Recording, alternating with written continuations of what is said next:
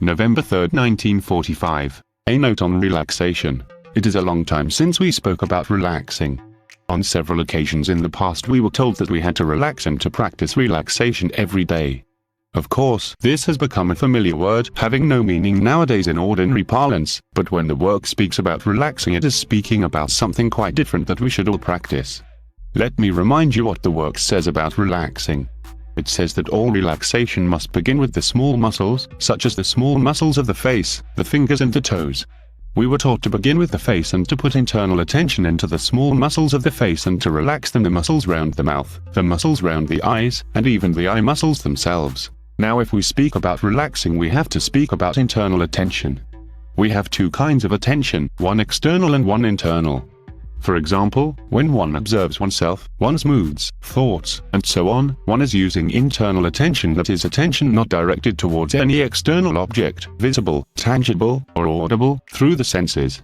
Self-observation is not about anything that the senses can see, hear, etc., but about what only the internal sense can observe. This is internal attention. In regard to placing consciousness through attention into different parts of your body, you must begin this gradually.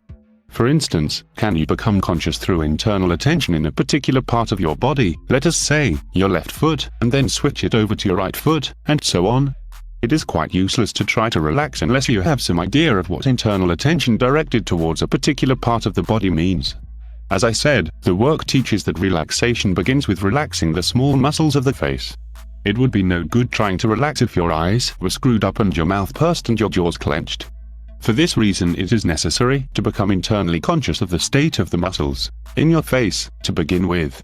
And this act of internal attention will produce in you the right condition for relaxing the whole body. The point, however, is that you have to do it.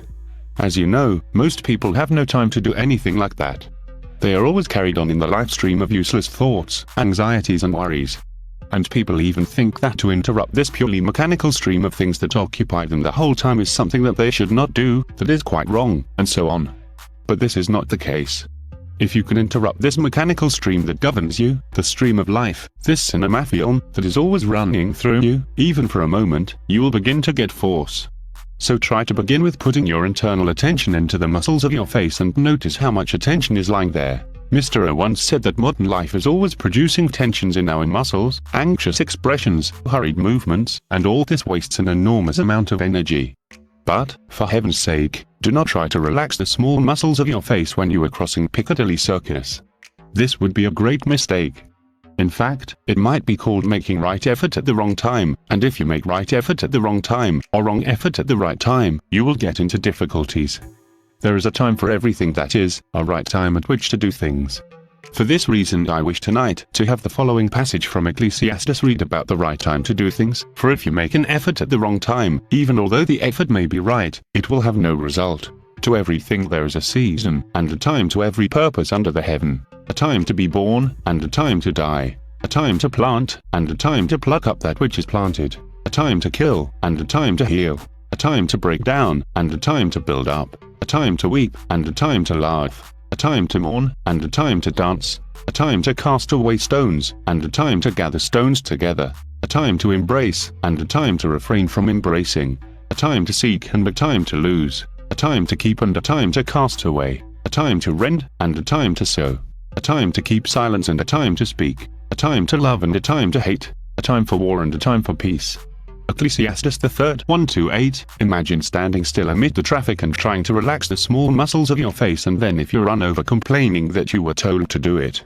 This is merely foolishness, comparable with the foolishness of people in the early work who were told to go against mechanicalness and thought it would be a good thing to eat coal, or to stand upright in empty buses, or to eat with the knife in the left hand and the fork in the right hand. All these efforts are useless, because they are not intelligent. This work is about intelligent effort. We asked a question the other day at one of the meetings here. Have you studied your being yet at all, and have you noticed what in your being you should change in the light of the work? Supposing you have never observed your being at all and keep on trying to do this work just as you were told, will it do you any good? Will it connect itself with yourself? Supposing, for example, you never notice your negative emotions, your envy, your jealousy, and so on, and yet you always try to work on the emotional center in a theoretical way, will it do you any good?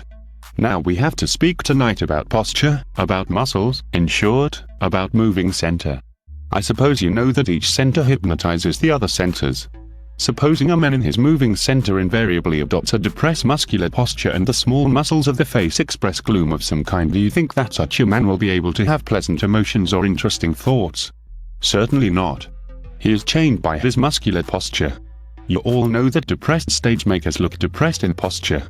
If one is intelligent enough in the work, one will alter one's posture if one is trying to separate from the negative emotion that has got hold of one, because each negative emotion will produce its own muscular posture. A man comes into the room, bent, drooping, gloomy-faced, and you know at once that he is in a negative state, which may be habitual, unless he alters his muscular posture.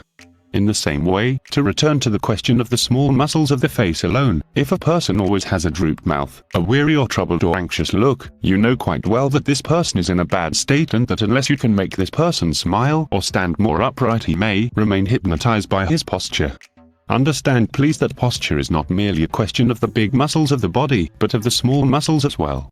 I mean that it is no good standing upright with a gloomy face, because the face, that is, the 101 small muscles that control the expression of the face, is most directly governed by the emotional center, for the face reflects the emotions more than anything else does. You would not like a man speaking between his teeth to tell you that he loves you. One would know at once that he was lying and merely using words without any real meaning, which unfortunately is our condition most of the time. Now, since the moving center can hypnotize the emotional and intellectual centers, it is a good thing to notice your posture and your facial expression, your face posture, at times, and to study through internal attention how to alter these postures. The reason is that if you relax the muscles, especially the small muscles, you will get into a different state of emotion and of thought. Have you ever noticed that they begin to assume certain postures, certain facial expressions? Now supposing that just at that moment either this man or this woman observes himself or herself and starts by relaxing the muscles, both large and small, would it be possible for the state of rage to continue and grow? Certainly not. Unfortunately, we never work on ourselves just at the moment when we should, because we much prefer to fall into typical mechanical reactions to the ordinary affairs of life rather than to take them more consciously with some degree of self-remembering. In fact, a man flying into a rage, if he could observe the tensions in his muscles, would really be a man who could remember himself at the critical moment, and this would entirely change his behavior. Try therefore to study relaxation when you can. Notice how your face muscles are contracted and try by putting your internal attention into the face muscles to relax them. I advise you to begin with the muscles round about your eyes and then the muscles round about your nose, those muscles which sneer so easily, and then the small muscles all round your mouth and your cheeks. And then put your internal attention into those muscles which are just under the chin and in the front of the neck, and then go round the back of your head and relax those muscles that make you stiff-necked, and then into the bigger muscles round your shoulders, and gradually descend through internal attention right down to your toes. Of course, this takes a long time, but it is a very good thing to try to do. I have left out the muscles of the hands. I should have said, pass from the shoulders down the arms to the hands and begin with the wrist muscles. Put your internal attention into your wrist muscles so that your wrists are quite flexible, quite dropped down, and then try to go into the small muscles of the fingers and relax them. Everyone in going through the muscular tensions in their bodies in this way will get to know for themselves certain groups of muscles which are not ordinarily relaxed properly. Remember above all that you cannot relax just by saying to yourself, relax. It is an actual exercise of internal attention. It is a directed effort that has to be made comparatively consciously, and even if you do it only once a week you will get results. Often people are kept awake at night because of a certain group of muscles being in a tense state. They may observe their emotional center and their intellectual center and try to relax, that is, not identify with these two centers, but they do not observe through internal attention the muscular contractions that exist in their body. Now this paper is about muscular relaxation. It is about relaxing the moving center. I will remind you again that the work says that every center can hypnotize another center. In the case of moving center, this means that certain typical postures and typical expressions induce in you typical emotions and typical thoughts. For example, a hurried person who cannot stop rushing about is a person who has a moving center that assumes certain positions or postures, or rather, in this case, certain movements, which belong to the same idea, and therefore is always hypnotized by moving center, assuming these postures and movements. These hurried movements would induce hurried and anxious emotions and hurried and anxious thoughts. This is where illness sometimes is so good.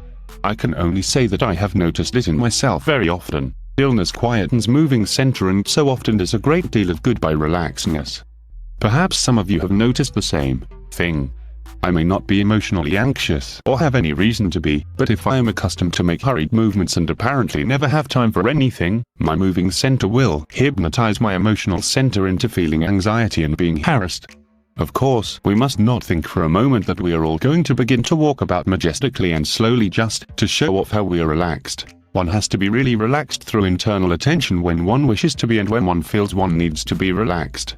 If you will start with the small muscles of your face and do this exercise quite sincerely, you will be very surprised to find out how very often rather difficult and worrying thoughts completely cease. For example, stop frowning for a short time. I mean, don't just stop frowning because you were told not to frown, but through internal attention really go into the muscles that are frowning, and lo and behold, all your frowning thoughts will disappear. This means that they are kept going by the posture of your face. Again, people who stick out their jaws and clench their fists find that it is quite remarkable. If they can cease to do this, they feel quite alien from themselves. But, since we all wish to remain mechanical and do not wish to change at all, I fancy that these people will very soon stick out their jaws and clench their fists and make chests as before. Now, in discussing this paper, please remember that we start in the work with relaxing the muscles of the face, and this takes a lot of practice in putting the consciousness into these muscles and relaxing them one by one, and remember especially the small skin muscles just underneath the chin and the muscles at the back of the neck. In my personal experience, I have found that relaxing the wrist muscles when I have no time to do anything else is extremely useful. Let your hands drop, because the hands so easily express violence.